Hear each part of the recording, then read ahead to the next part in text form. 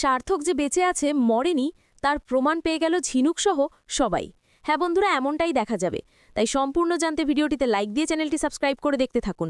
গল্পের শুরুতেই দেখা যাবে সুধা ঠাম্মিকে বলে, ঠাম্মি, আমি আপনাকে এই কথাটা বলতে পারি যে তেজ ছাড়া আমি কোনোদিনও আমার ধারের কাছেও কাউকে ঘেঁষতে দিইনি। তার মানে আমার সন্তানের বাবা তেজ ছাড়া আর কেউ না।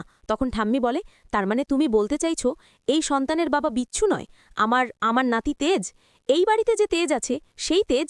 তখনই তখনই এই কথা শুনে সুধা চমকে যায়। তখন ঠাম্মি বলে, বল সুধা, বল।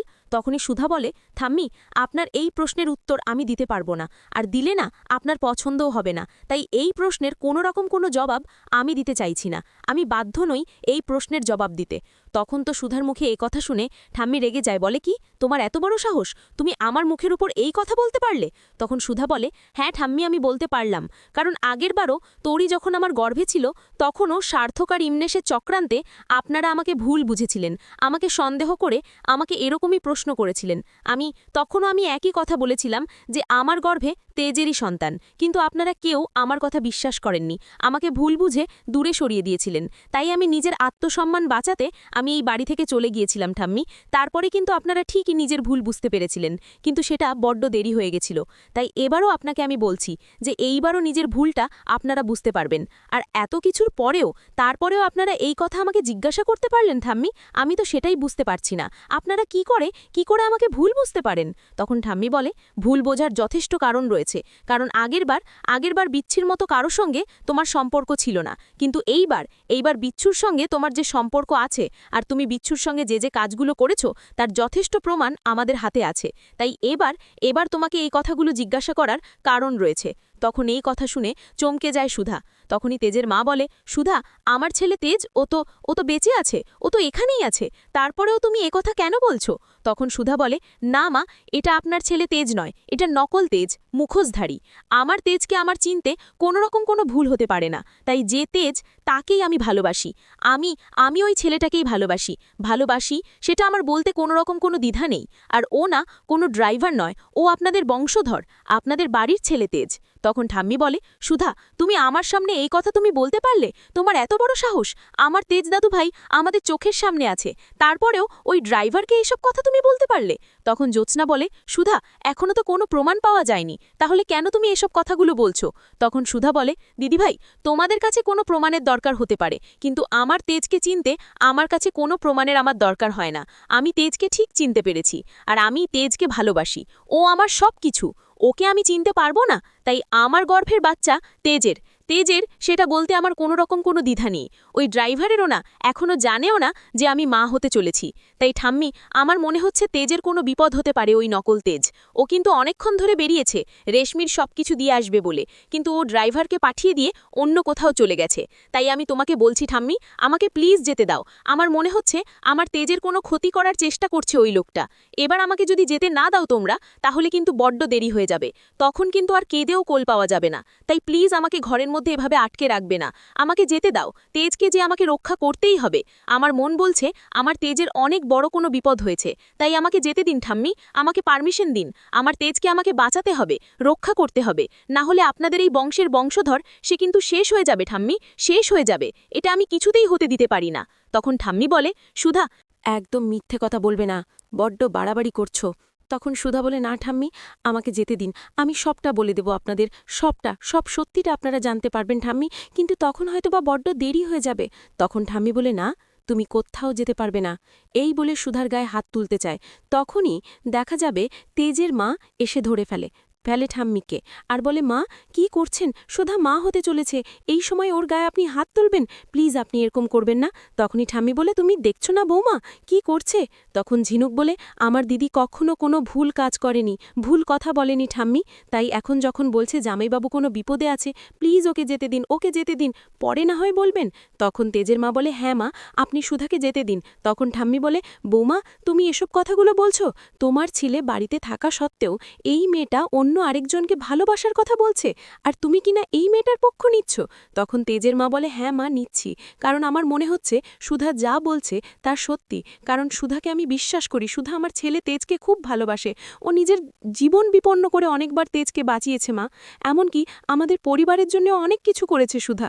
তাই সুধা আমার তেজের জন্য জীবনও দিতে পারে, তাই ওকে অবিশ্বাস করার না কোনো কারণ নেই মা।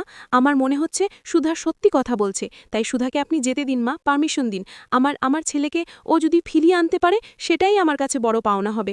আমি সুধাকে ভুল বুঝতে পারবো না, কারণ ও অনেকবার পরীক্ষা দিয়ে ফেলেছে।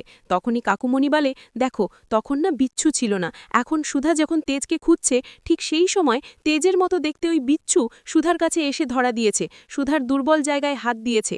আজ সেই জন্যে বিচ্ছুর গতি ও দুর্বল হয়ে গেছে। দেখতে পাচ্ছ না, বিচ্ছু সন্তানের মা হতে চলেছে, সেটা আবার আমাদের সবার সামনে বলছে।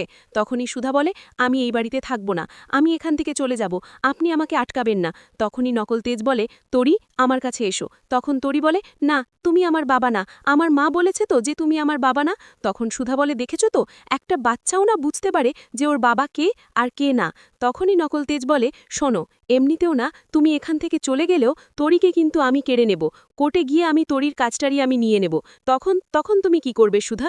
তখন সুধা বলে, আপনি যা খুশি তাই করুন, যা খুশি করার চেষ্টা করুন, কিচ্ছু করতে পারবেন না আপনি, কিচ্ছু না, কারণ তরি আমার মেয়ে, আর আপনি তেল ফেলে আমার বাচ্চাকে নষ্ট করার চেষ্টা করলেও আপনি পারবেন না, আর পারবেন না। ওদিকে তেজের মা অবাক হয়ে তাকিয়ে থাকে। তখন সুধা বলে, আপনার সব প্ল্যান আমি ভিজতে দেব।